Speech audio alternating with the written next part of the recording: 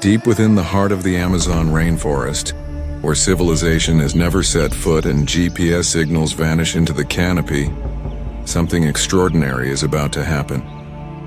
A 16-year-old boy named Kawan is preparing for the most excruciating ritual of his life. In just moments, he will voluntarily thrust his bare hands into woven gloves filled with hundreds of bullet ants, insects whose sting is literally 30 times more painful than a bee sting, and whose venom can cause hallucinations, paralysis, and agony so intense that grown men have been known to scream for hours. But this isn't torture. This isn't punishment. This is becoming a man. Welcome to a world that exists beyond the reach of modern society, where ancient traditions clash with extinction, where teenagers face pain most adults couldn't imagine, and where the very survival of humanity's oldest cultures hangs by a thread. I'm about to take you on a journey into the forgotten tribes of the Amazon, communities so remote, so untouched that they still practice rituals that would make your blood run cold. Over the next hour, we'll witness ceremonies that haven't changed for thousands of years, meet people who've never seen the outside world, and discover why these seemingly brutal practices might hold the key to understanding human resilience, community, and what it truly means to grow up. You'll see footage that few outsiders have ever captured, hear stories that have been passed down through countless generations, and witness moments that will challenge everything you think you know about pain, courage, and coming of age. But here's what will shock you most. These aren't just random acts of endurance. Every scream, every tear, every moment of agony serves a purpose so profound that it has sustained entire civilizations for millennia. And right now, as you watch this, these traditions are disappearing forever. So subscribe right now, because what you're about to see will change how you view strength, community, and the incredible diversity of human experience. This is their story. This is their world. And after today, you'll never forget it. The initiation ritual. The morning sun barely pierces through the dense Amazon canopy as young Kawan sits in silence, his body painted with intricate patterns of red anato and black janipa. Today marks the most significant day of his 16 years of life. Today, he will either emerge as a man worthy of his ancestors, or he will face the shame that could follow him forever. This is the bullet ant initiation ritual of the Satere people, one of the most brutal and transformative rites of passage known to humanity. For Western minds, the concept seems incomprehensible. Why would any culture deliberately subject their children to such excruciating pain? But for the Satere, this ritual represents something far more profound than mere endurance. It is the sacred bridge between childhood dependence and adult responsibility, between individual desires and community obligation, between the protected world of youth and the harsh realities of Amazonian survival. The preparation for this moment began years ago. From the age of 10, Kawan has been watching older boys undergo this transformation, studying their faces, learning the songs of endurance, understanding that this pain is not punishment, but privilege. The elders have taught him that the bullet ant, called tukandera in their language, carries the spirit of the warrior. To withstand their venom is to prove that you can withstand anything the jungle might throw at you. Jaguars, venomous snakes, floods, droughts, enemy raids, or the countless dangers that lurk in every shadow of the rainforest. The ritual itself is deceptively simple in its brutality. Hundreds of bullet ants are carefully collected by the tribe's hunters, who must brave multiple stings themselves to gather these creatures. The ants are then temporarily sedated using a special plant mixture known only to the shamans. While unconscious, they are woven into gloves made from palm fibers, with their heads facing inward, their stingers ready to deliver their payload of pure agony. When the ants awaken, they are furious, disoriented, and ready to defend themselves against any perceived threat. As the ceremony begins, the entire tribe gathers in a circle. The elders begin the ancient chants that have echoed through these forests for over 1,000 years. The songs tell stories of legendary warriors, of ancestors who faced far greater dangers, of the sacred responsibility that comes with manhood. The rhythm builds slowly, hypnotically, designed to put Kawan into a trance-like state where he can transcend the physical realm and touch the spiritual world of his forefathers. The shaman approaches with the dreaded gloves. They are larger than you might expect, extending up to the elbows, ensuring that the pain will be total and inescapable. Each glove contains between 80 to 100 bullet ants, their angry buzzing creating an ominous soundtrack to what is about to unfold. The shaman looks directly into Kawan's eyes, searching for any sign of doubt, any hint that the boy might not be ready for this transformation. What he sees satisfies him. This young man has been preparing his entire life for this moment. The first glove slides on and the reaction is immediate. Bullet ant venom contains a neurotoxin called panerotoxin, which attacks the nervous system with ruthless efficiency.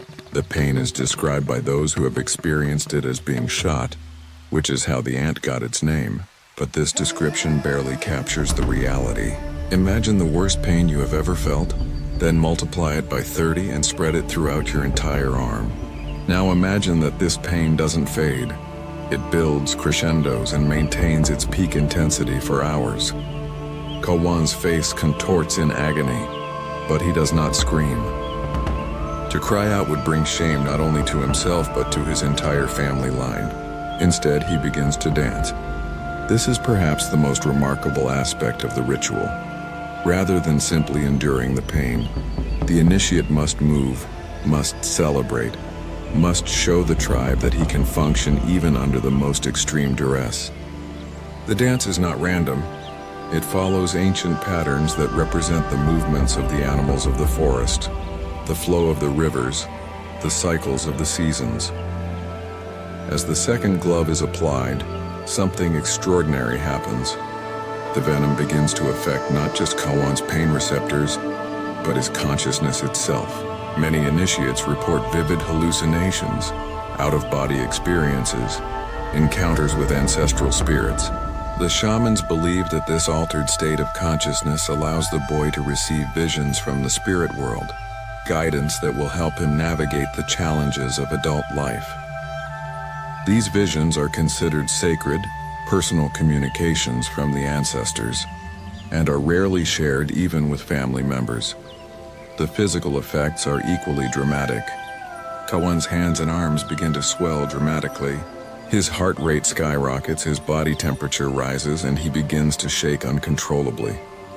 The neurotoxins cause temporary paralysis in his arms, making the simple act of keeping the gloves on a monumental challenge. Sweat pours from his body despite the cool morning air, and his breathing becomes rapid and shallow.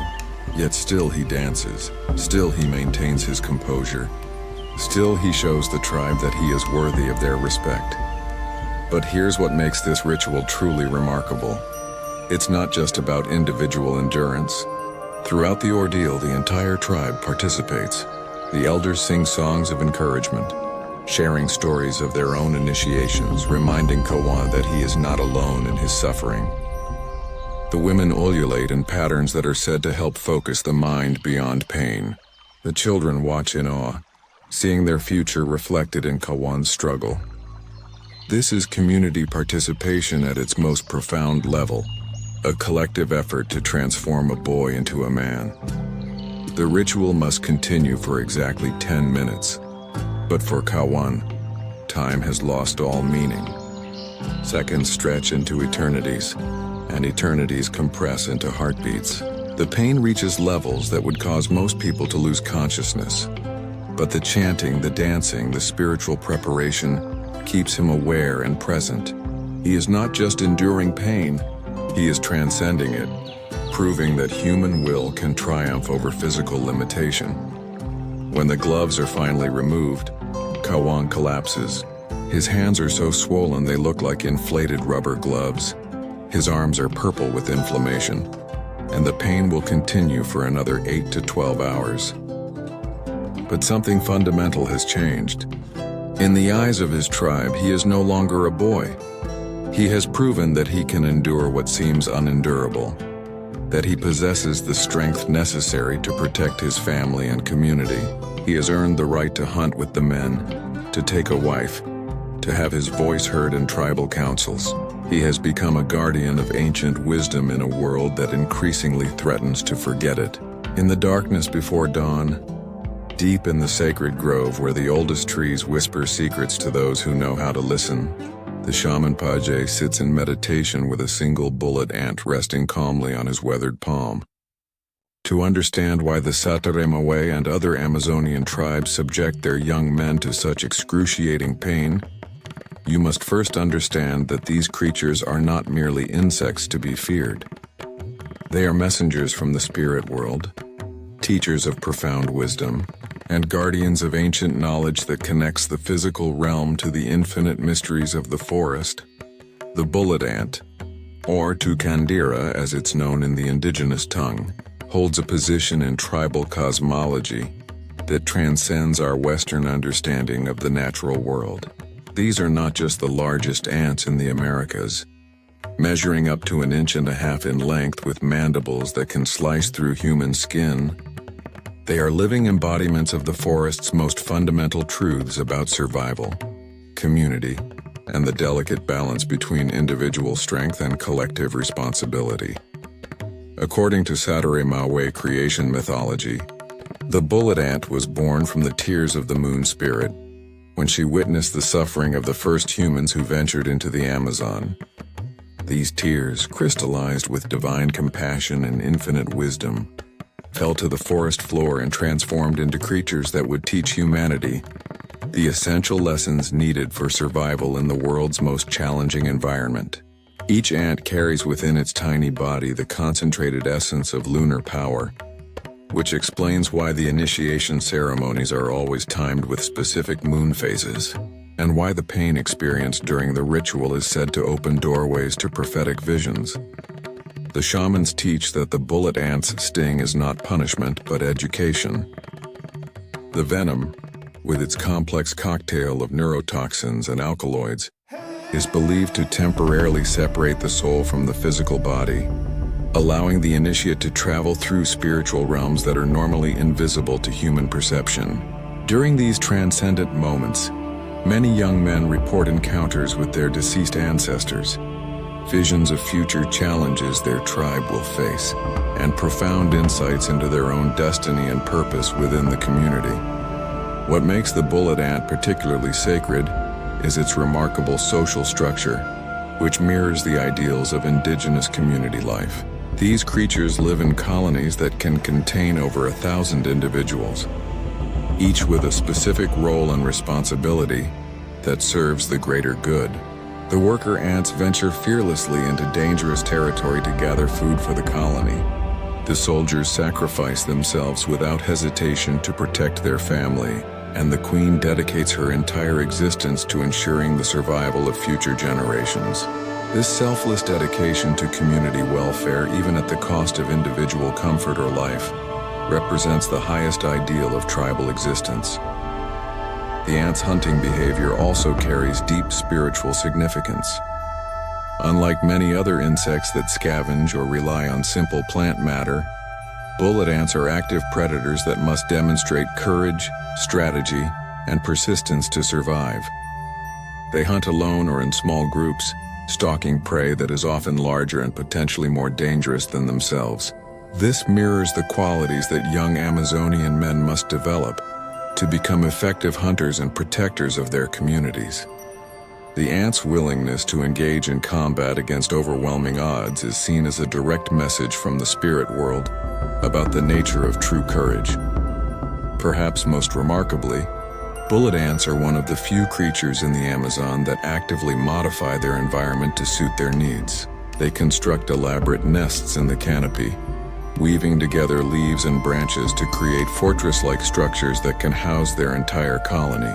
This engineering prowess, accomplished without tools or technology, represents the indigenous ideal of living in harmony with nature, while still asserting human agency and creativity. The shamans see this as proof that intelligence and adaptation are gifts from the spirit world that should be honored and emulated. The venom itself is considered a sacred substance with properties that extend far beyond its ability to cause pain. Traditional healers use minute amounts of bullet ant venom to treat a variety of ailments, from arthritis to spiritual possession. They believe that the same compounds that cause agony during initiation rituals can, in carefully controlled doses, strengthen the immune system, sharpen mental focus, and even extend lifespan. This medicinal use of the venom reinforces the tribal understanding that pain and healing are not opposites but different aspects of the same spiritual process. The timing of ant collection for initiation ceremonies is governed by complex spiritual protocols that have been refined over centuries. The ants must be gathered during specific lunar phases, when the shamans believe their spiritual potency is at its peak. The collectors must fast for 3 days before the hunt, purifying their bodies and minds to ensure they can properly honor the sacrifice the ants will make. During collection, prayers are offered to the ant spirits, asking permission to use these creatures for the sacred purpose of human transformation. The process of weaving the ants into the ceremonial gloves is itself a spiritual practice. Only the most experienced shamans are allowed to perform this task, as it requires not just technical skill but deep spiritual sensitivity. Each ant must be positioned with its stinger facing inward, while maintaining the creature's dignity and honoring its sacrifice. The shamans believe that the ant's spirits remain conscious during this process and can influence the intensity and nature of the visions experienced by the initiate. The songs sung during the ant collection are among the most ancient in Satare Mawe oral tradition, some dating back over 1,000 years. These chants are said to communicate directly with the ant spirits, explaining the purpose of the harvest and requesting their cooperation in the sacred transformation that is about to take place. The melodies are complex, incorporating rhythmic patterns that mimic the movement of ant colonies and tonal variations that are believed to resonate with the insect's own communication frequencies. For the shamans, the bullet ant represents the perfect synthesis of individual power and collective responsibility. These creatures possess one of the most potent venoms in the natural world, capable of incapacitating creatures many times their size, yet they use this power solely in service of their community. They never attack except in defense of their colony, and they never use their strength for personal gain at the expense of their fellow ants. This balance between personal capability and social obligation is exactly what the initiation ritual is designed to instill in young men. The spiritual significance of the bullet ant extends beyond the initiation ceremony into daily tribal life. Warriors about to embark on dangerous hunts will sometimes allow a single ant to sting them, believing that this voluntary acceptance of pain will invoke the protection of the ant spirits. Women facing difficult childbirth may request ant venom to help them transcend physical suffering and connect with the strength of their ancestors. Shamans use ant stings to induce the altered states of consciousness necessary for their most important spiritual work, including healing ceremonies and communication with the spirit world. The power of pain is proof of courage. In the aftermath of his initiation, as Kawan's swollen hands slowly return to normal size and the throbbing pain gradually subsides to a dull ache, something profound has shifted in how his community perceives him. Where once he was greeted with the gentle condescension reserved for children, he now receives nods of respect from warriors, meaningful glances from eligible young women, and invitations to participate in adult conversations around the evening fire. This transformation didn't happen because he grew taller or stronger overnight, but because he demonstrated something far more valuable in the harsh reality of Amazonian survival: the ability to function under extreme duress without surrendering to despair or panic. To understand why pain holds such sacred significance in indigenous cultures, we must first abandon our Western tendency to view suffering as something to be avoided at all costs. In the comfortable, climate-controlled world of modern civilization, We have created elaborate systems designed to minimize discomfort and maximize pleasure. We have medications to numb every ache, technologies to solve every inconvenience, and philosophies that promise happiness as a fundamental human right. But in the Amazon rainforest, where death lurks behind every tree, and survival depends on split-second decisions made under intense pressure, comfort is a luxury that can prove fatal. The Satrimawe and other indigenous tribes understand what modern psychology is only beginning to rediscover: that our response to pain is one of the most reliable predictors of how we will handle life's greatest challenges. A person who crumbles under physical discomfort cannot be trusted to remain calm when facing a charging jaguar, to think clearly during a flash flood, or to make rational decisions when the tribe's food supplies run dangerously low. The bullet ant ritual doesn't just test a young man's pain tolerance, it reveals his fundamental character, his capacity for self-control, and his ability to prioritize the needs of his community above his own immediate comfort. What makes this test particularly revealing is that the pain cannot be avoided, minimized, or escaped through any clever strategy. Unlike other challenges that might be overcome through intelligence, physical strength, or luck, the ant ritual demands pure, unflinching endurance. There is no shortcut, no technique that can reduce the agony, no way to prove oneself except by accepting the full intensity of the experience and continuing to function despite overwhelming distress. This creates what the shamans call truth pain, suffering so intense and inescapable that it strips away all pretense and reveals a person's authentic nature. The social dynamics surrounding the ritual are equally important to understanding its power. In many indigenous communities, a young man's behavior during his initiation becomes part of his permanent reputation, a story that will be told and retold throughout his life. Those who face the ants with stoic dignity earn names and titles that reflect their courage, becoming legends that inspire future generations. Conversely, those who break down, cry out, or attempt to remove the gloves prematurely may find themselves forever marked as unreliable, their credibility questioned whenever important decisions must be made. But the ritual's impact extends far beyond individual reputation. The entire community witnesses each initiation, and the collective memory of how each young man handles his trial becomes part of the tribe's social fabric. This creates a powerful incentive structure, where demonstrating courage under extreme duress is literally the path to social advancement, leadership opportunities, and desirable marriage partnerships. The most respected elders are invariably those whose initiation stories have become legendary, whose ability to transcend pain has been proven time and again throughout their lives. The pain itself serves as a teacher in ways that no lecture or instruction could match. During those 10 minutes of agony, young men learn lessons about the nature of suffering that will serve them throughout their lives. They discover that pain, no matter how intense, has limits and eventually passes. They learn that the anticipation of suffering is often worse than the reality, and that the human mind has remarkable capacity to adapt even to extreme discomfort. Most importantly, they experience firsthand the difference between pain and injury, understanding that temporary agony need not result in permanent damage. This distinction is crucial for survival in the Amazon, where minor injuries are inevitable but panic in response to pain can be deadly. A hunter who cuts himself on a machete but cannot continue tracking his prey because he is paralyzed by discomfort will return home empty-handed, potentially leaving his family to go hungry. A warrior who becomes incapacitated by the pain of a spear wound during tribal conflict becomes a liability to his comrades and may cost lives through his inability to function.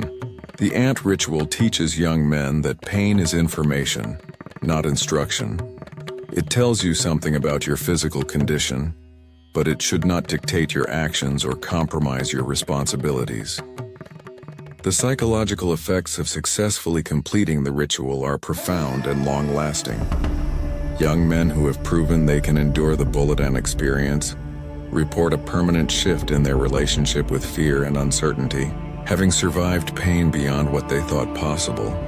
They approach other challenges with a confidence born of tested experience rather than untested bravado. This creates what researchers call stress inoculation, exposure to manageable but intense stress that builds resilience for future challenges. The ritual also serves to bond initiates with their age cohort and with the broader community of adult men. Sharing an experience of such intensity creates deep psychological connections that last throughout life. Warriors who have undergone the ant trial together form hunting partnerships based on absolute trust, knowing that their companions have already proven their ability to function under extreme stress. This social bonding function helps maintain the tight-knit cooperation essential for tribal survival. Perhaps most remarkably, the ritual seems to actually change how participants process pain on a neurological level. Anthropologists studying the Sadere Mawe have documented that men who have completed multiple ant rituals show altered pain responses in brain imaging studies, suggesting that repeated exposure to intense but manageable suffering literally rewires the nervous system to be more resilient. This neuroplasticity demonstrates that the ancient wisdom embedded in these ceremonies has biological as well as social foundations. The contrast with modern approaches to pain management is striking. Where contemporary medicine focuses on eliminating discomfort as quickly as possible, indigenous wisdom recognizes that some pain serves valuable functions and should be experienced fully rather than avoided. This philosophy extends beyond the initiation ritual into daily life, where minor injuries and discomforts are viewed as opportunities to practice mental discipline rather than problems requiring immediate medical intervention. The ritual also teaches important lessons about the relationship between individual suffering and community support. While the initiate must endure the pain alone, he is surrounded by his tribe throughout the ordeal, receiving encouragement through song, dance, and shared presence. This demonstrates that courage is not about facing challenges in isolation, but about maintaining strength and dignity while accepting appropriate help from one's community. The balance between individual resilience and social support is a key element of indigenous survival strategies. For those who successfully complete the bullet ant ritual, the experience becomes a touchstone for the rest of their lives, a source of strength they can draw upon during future difficulties. When facing illness, loss, or other forms of suffering, they remember that they have already survived pain beyond imagination and emerged stronger. This psychological resource proves invaluable in a culture where hardship is inevitable, and mental resilience can mean the difference between survival and surrender. Ancestral knowledge and oral tradition. In the flickering light of the ceremonial fire, as the last echoes of Kawan's initiation ceremony fade into the Amazon night, the eldest shaman of the Sadere Mawe begins to speak. His voice carries the weight of 8 decades spent memorizing, preserving, and passing down knowledge that has no written record, no books, no digital archives. What he shares tonight has been passed from mouth to ear through an unbroken chain of hundreds of generations, stretching back to times when his ancestors first discovered the power of the bullet ant and learned to harness its spiritual energy for human transformation.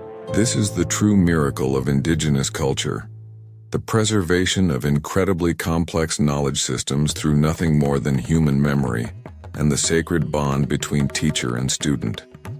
In our modern world, where information is stored on servers and backed up in multiple locations, we struggle to comprehend how entire civilizations have maintained their most precious wisdom through the fragile medium of oral transmission.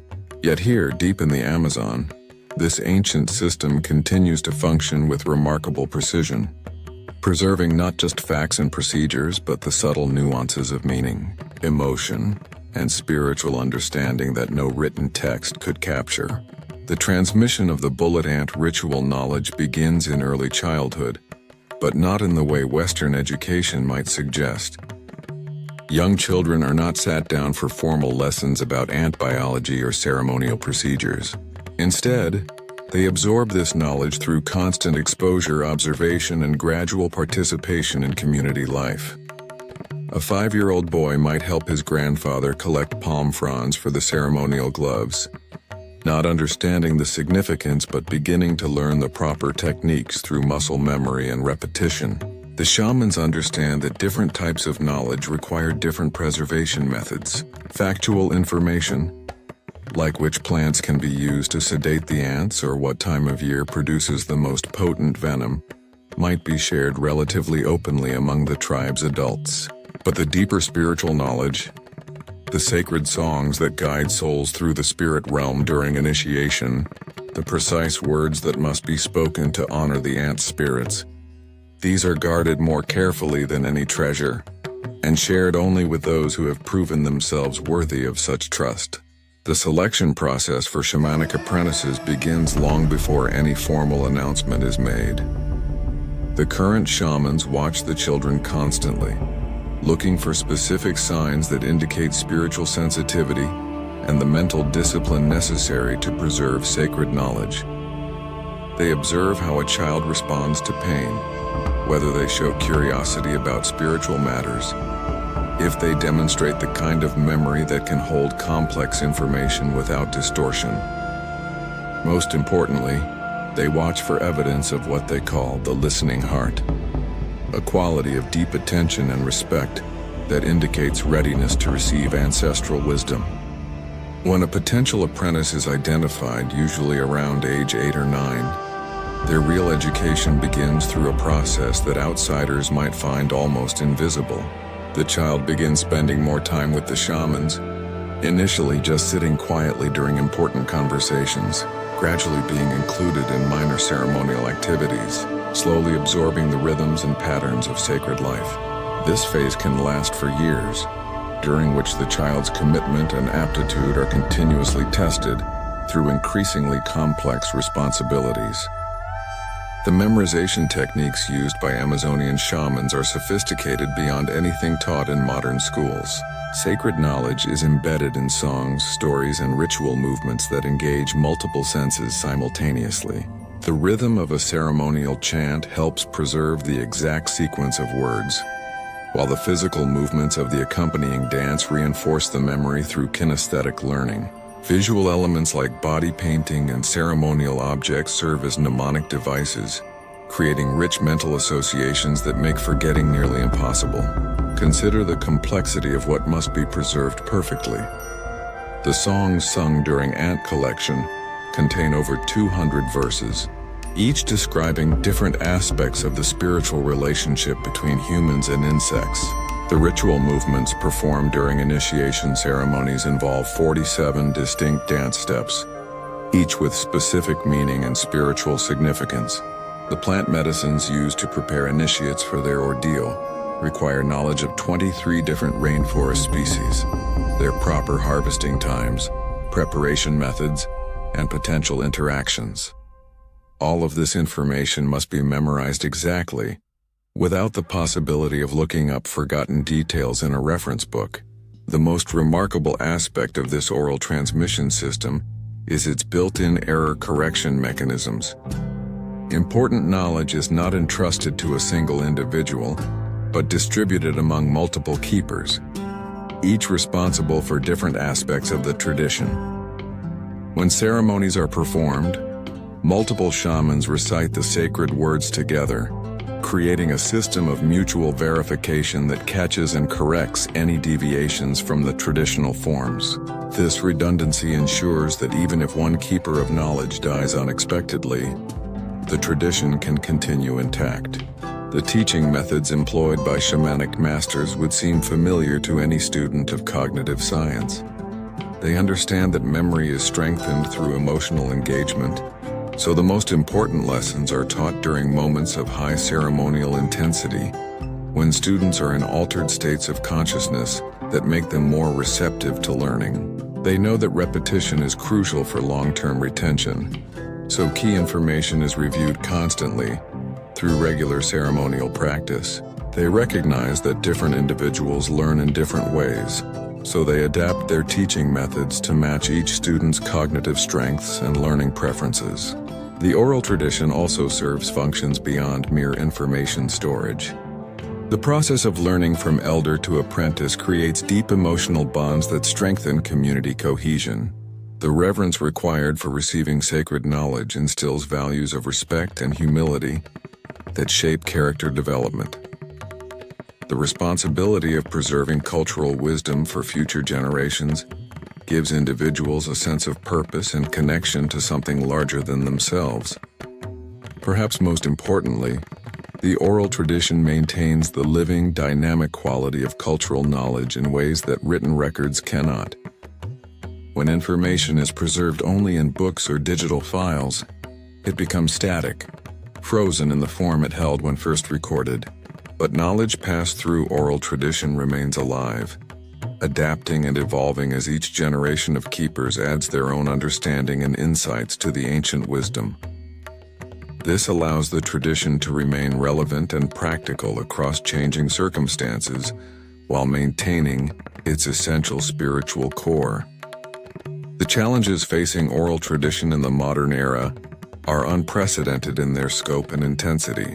As young indigenous people gain access to formal education and urban opportunities, fewer are choosing to undergo the lengthy apprenticeships required to become tradition keepers. The allure of modern technology and global culture creates competing demands for attention that can make the patient, disciplined study of ancestral knowledge seem less attractive than it once was. Perhaps most tragically, entire knowledge systems are being lost as elder shamans die without having fully trained replacements. Each death represents a catastrophic loss equivalent to the burning of an entire library. But a library containing wisdom that cannot be reconstructed from other sources. When the last keeper of a particular ceremony or sacred song passes away, that knowledge vanishes forever, leaving gaps in the cultural fabric that can never be repaired. The urgency of this situation has led some tribes to experiment with modern recording technologies, creating audio and video archives of their elder shamans sharing traditional knowledge. While these efforts are valuable for preservation purposes, they cannot fully replace the intimate personal transmission that occurs between master and apprentice. The subtle contextual information, the individualized guidance, the spiritual transmission that occurs during traditional teaching relationships simply cannot be captured by recording devices. Yet despite these challenges, the oral tradition continues to demonstrate its remarkable resilience. In communities where cultural pride remains strong and traditional lifestyles are still valued, young people continue to seek out shamanic training with the same dedication as their ancestors. They understand that they are not just learning facts or procedures, but accepting responsibility for preserving the spiritual heritage of their people for all future generations. Physical risks and natural antidotes in the medical tent hidden deep within the forest. Just beyond the ceremonial clearing where Kawan's initiation took place, the tribe's master healer prepares for what could be a life or death struggle. While the bullet ant ritual is considered sacred and necessary, the shamans are not naive about its dangers. They understand better than any modern emergency room doctor the complex cascade of physiological changes that bullet ant venom unleashes in the human body, and they have spent centuries perfecting an arsenal of plant-based medicines that can mean the difference between spiritual transformation and medical catastrophe. The bullet ant's venom, scientifically known as ponerotoxin, is one of nature's most sophisticated biological weapons. Unlike simple poisons that merely cause tissue damage, this venom is a complex cocktail of over 40 different compounds designed to incapacitate prey through multiple attack vectors simultaneously. The primary component is a neurotoxin that blocks sodium channels in nerve cells, causing excruciating pain and temporary paralysis. Secondary compounds include enzymes that break down cell walls, increasing tissue permeability, and allowing the venom to penetrate deeper into the victim's system. Histamine-like substances cause massive inflammation and swelling, while other alkaloids can trigger dangerous changes in heart rhythm and blood pressure. When 80 to 100 bullet ants simultaneously inject their venom into a human arm, the physiological response is immediate and overwhelming. The victim's pain receptors fire continuously at maximum intensity, creating agony so severe that it can cause neurogenic shock, a potentially fatal condition where the nervous system becomes so overwhelmed that it begins shutting down vital bodily functions. Heart rate can spike to dangerous levels. Blood pressure can plummet or skyrocket unpredictably, and the massive inflammatory response can cause airways to swell shut, making breathing difficult or impossible. The most serious immediate risk is what medical professionals call anaphylactic shock, an extreme allergic reaction that can kill within minutes. While most indigenous people have some natural resistance to bullet ant venom due to generational exposure, individual sensitivity varies dramatically. Some initiates experience only localized swelling and pain, while others may develop full-body hives, difficulty breathing, and cardiovascular collapse. The tribal healers must be prepared to intervene rapidly when an initiation begins to go wrong, using knowledge that has been refined through centuries of emergency treatment. The shaman's first line of defense is prevention through careful preparation. Days before the ceremony, potential initiates undergo a complex detoxification process designed to strengthen their body's ability to handle toxic substances. They consume bitter teas made from cat's claw bark, a powerful immune system booster that contains compounds capable of reducing inflammatory responses. Their diet is supplemented with Brazil nut oil, rich in selenium and vitamin E, antioxidants that help protect cell membranes from venom-induced damage.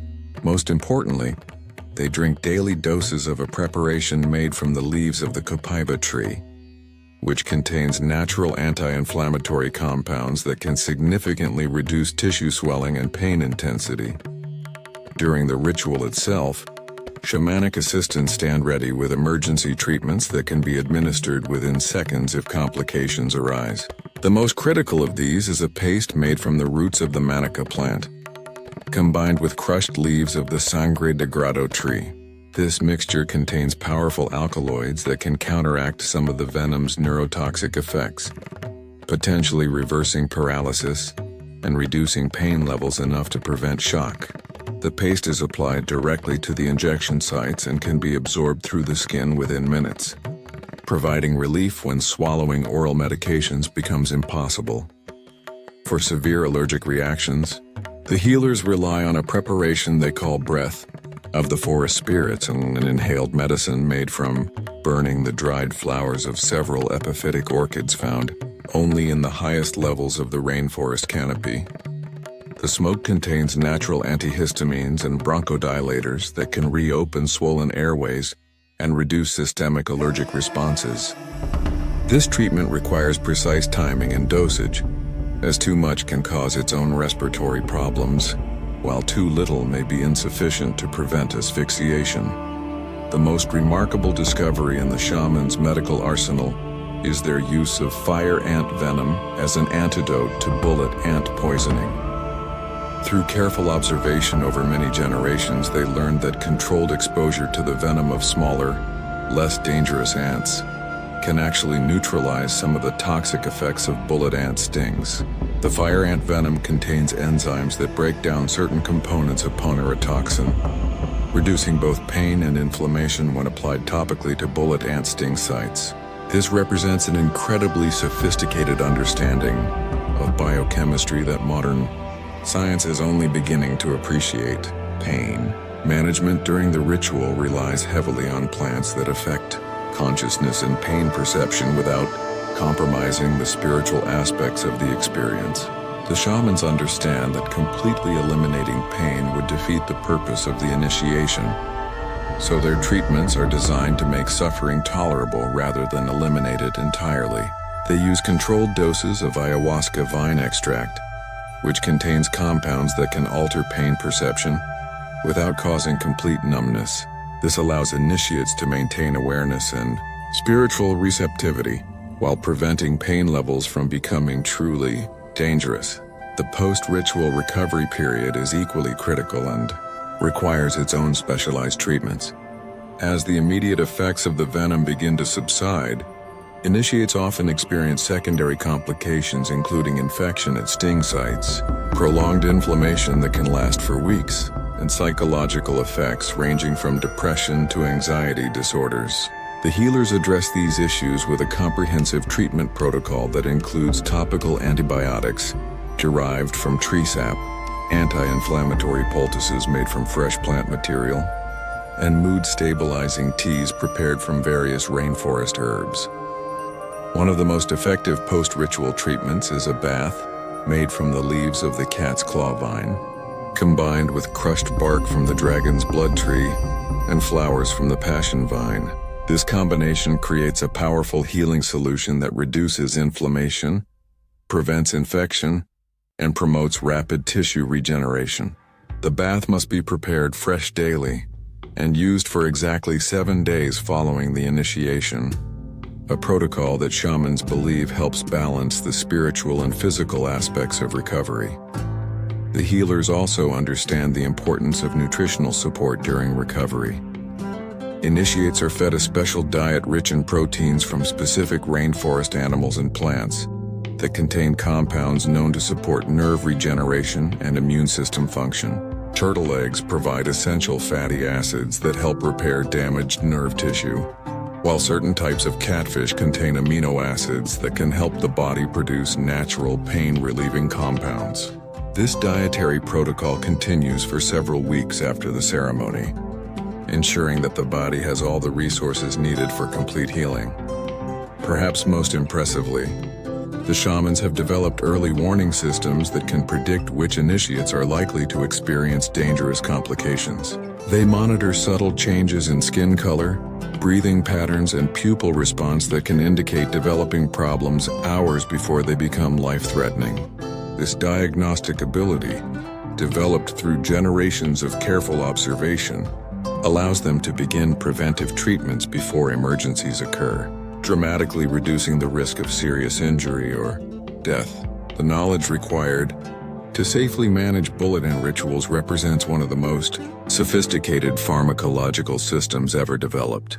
Without modern scientific instruments, the healers must understand the chemical properties of dozens of plants, the optimal timing for harvesting and preparation, the correct dosages for individuals of different ages and body weights, and the complex interactions between different medicinal compounds. They must also be able to recognize and treat a wide range of emergency medical conditions using only resources available in the rainforest. This medical expertise is considered as sacred as the spiritual aspects of the ritual itself. The knowledge is closely guarded and passed down only to apprentices who have demonstrated both the intellectual capacity to master complex information and the moral character to use such powerful knowledge responsibly. The shamans understand that their plant medicines can be as dangerous as the bullet ant venom if used incorrectly, and they take their responsibilities as healers with deadly seriousness. Modern medical researchers who have studied these traditional treatments have been amazed by their effectiveness and sophistication. Many of the plants used by Amazonian healers contain compounds that are now being investigated for use in conventional pharmaceuticals. The shaman's understanding of drug interactions, dosage calculations, and treatment protocols often surpasses what is taught in medical schools, representing thousands of years of empirical research conducted through careful observation and experimentation. As dawn breaks over the Amazon rainforest on the day after Kawan's initiation, a sound that would have been unimaginable to his ancestors echoes through the canopy. The distant hum of a helicopter carrying a team of anthropologists, documentary filmmakers, and government officials who have come to witness what they call authentic indigenous culture. This moment represents the collision of two worlds that have existed in isolation for millennia, a meeting that will forever change not only how these ancient rituals are performed, but whether they will survive at all in their original form. The first recorded contact between the Sadarima Way and the outside world occurred in 1948, When Brazilian explorer Cândido Rondon encountered a small group of warriors during his mapping expedition of the Amazon basin, his journals describe men whose bodies bore the distinctive scars of multiple bullet ant initiations, whose confidence and bearing suggested a culture that had never doubted its own values or questioned its ancient ways. These early encounters were brief and relatively non-intrusive, with outsiders viewing the indigenous people as curiosities to be observed rather than cultures to be studied or changed. But the trickle of outside contact soon became a flood. By the 1960s, missionaries had established outposts near several tribal territories, bringing not just Christianity but Western medicine, formal education, and radically different concepts about pain, suffering, and human development. The missionaries viewed the bullet ant rituals as barbaric practices that needed to be eliminated, offering alternative coming-of-age ceremonies that involved baptism and Christian education rather than physical ordeal. For many young indigenous men, these alternatives seemed attractive. Achieving adult status without enduring excruciating pain was an appealing prospect. The missionaries were followed by researchers, each group bringing its own agenda and perspective. Anthropologists arrived seeking to document and understand these cultures before they disappeared, often with genuine respect and scholarly intentions. But their very presence changed the dynamics of the rituals they sought to study. Ceremonies that had always been private, family affairs suddenly became performances for outsiders, with tribe members inevitably modifying their behavior when they knew they were being watched and recorded. Medical researchers brought perhaps the most complex challenges. They arrived with scientific instruments capable of measuring exactly what bullet ant venom does to the human body, offering Western treatments that could eliminate pain more effectively than any traditional plant medicine. Some researchers questioned the safety and ethics of allowing adolescents to undergo such extreme physical trauma, suggesting that the initiation rituals might constitute child abuse by modern standards. These criticisms forced tribal elders to defend practices they had never needed to justify before, articulating in words traditions that had always been understood through experience rather than explanation. The arrival of ecotourists in the 1980s marked a new phase in this cultural collision. Unlike researchers who came to study or missionaries who came to convert, tourists came simply to witness something exotic and dramatic. Tour operators began marketing authentic indigenous experiences to wealthy Western travelers willing to pay thousands of dollars to watch a bullet ant initiation ceremony. This commercialization introduced monetary incentives that had never existed before, creating pressure to perform rituals according to tourist schedules, rather than traditional timing based on lunar cycles and spiritual preparation. The economic pressures created by outside contact have been particularly destabilizing. Traditional indigenous economy was based on subsistence hunting, gathering, and small-scale agriculture that provided for basic needs, but generated no cash income. Suddenly, there were opportunities to earn money through tourism, selling crafts to outsiders or working as guides for researchers. Young men who might have once devoted years to learning shamanic knowledge could instead earn more money in a few months guiding tourists than their elders had ever seen in their entire lives. Perhaps most significantly, outside contact brought access to formal education and the wider world beyond the forest. Young indigenous people began learning Portuguese and Spanish, discovering technologies like radios and televisions that connected them to global culture. Many began to view their traditional practices as primitive and embarrassing, compared to the sophisticated lifestyles they saw depicted in media from the outside world.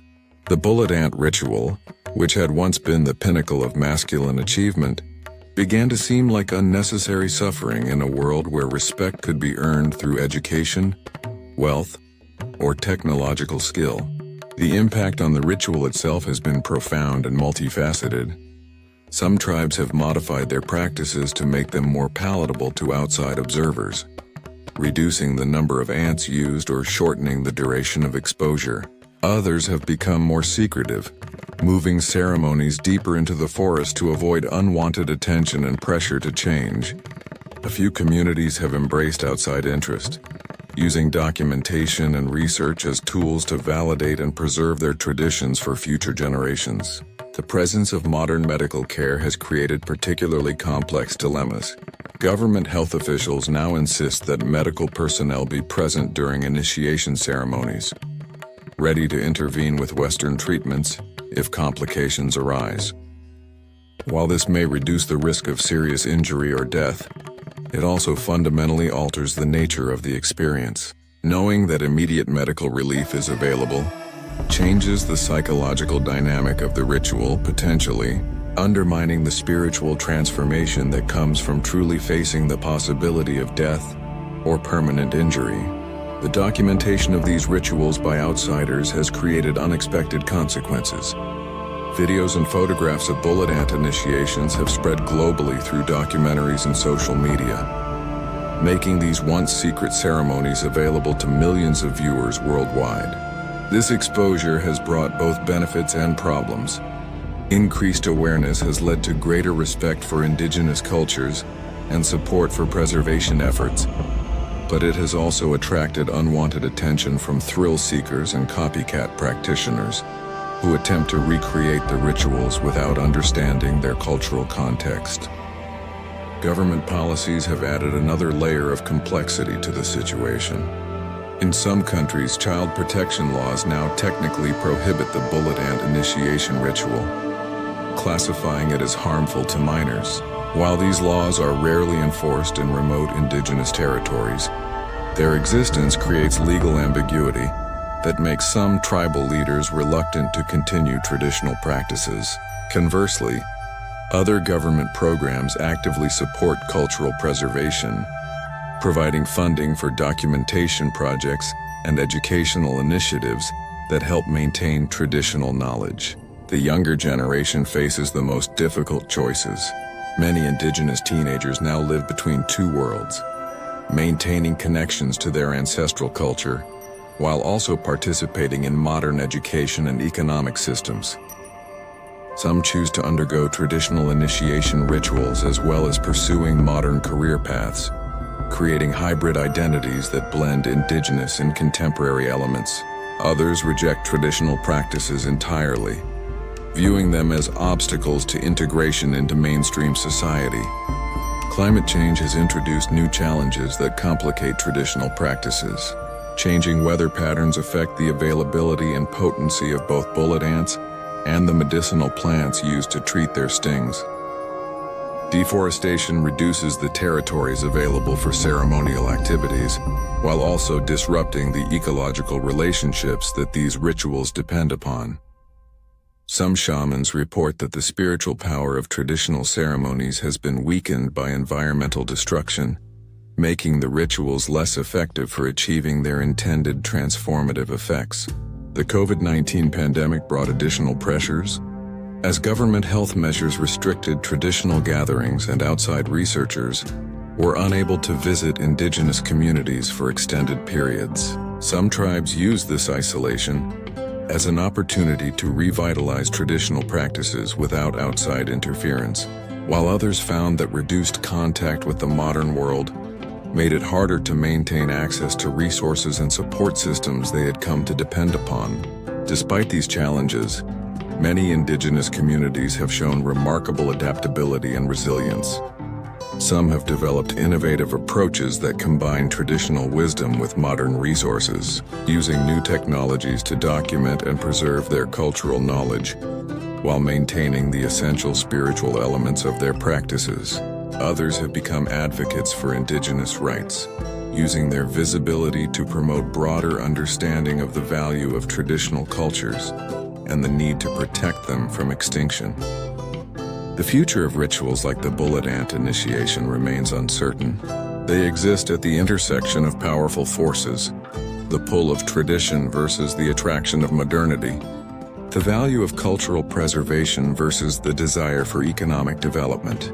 the rights of indigenous peoples to maintain their practices versus outside concerns about safety and ethics. How these tensions are resolved will determine not only whether these specific ceremonies survive, but whether humanity retains access to alternative ways of understanding courage, community, and the relationship between pain and growth.